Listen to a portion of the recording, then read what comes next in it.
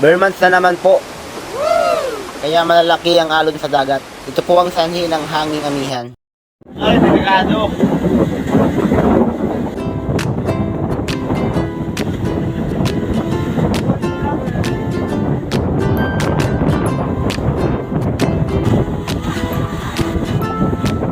Nahihirapan pong sumakay yung mga pasahero dahil sa lakas ng alon.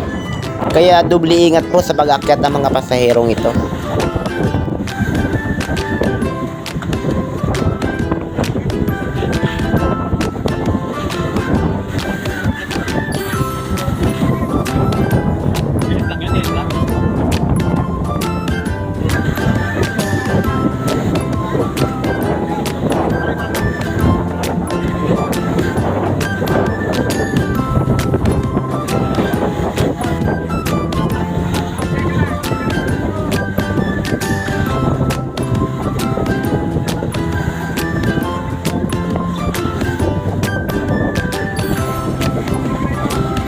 Nang si ate na pong sasakay, siya po ay napadulas.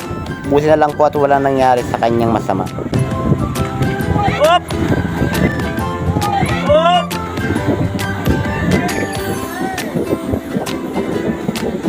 Mabuti na lamang po at nandyan na ang mga crew na malilikse na handang tumulong sa mga pasahero. Wow!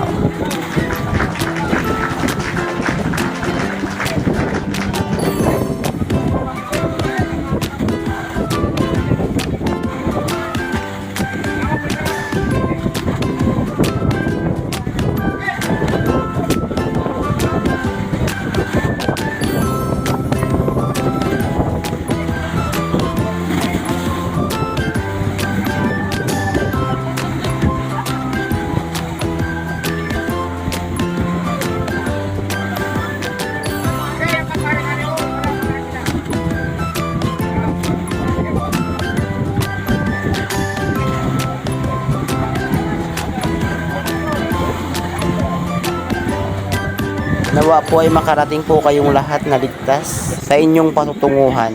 Marami pong salamat sa panonood. God bless you all.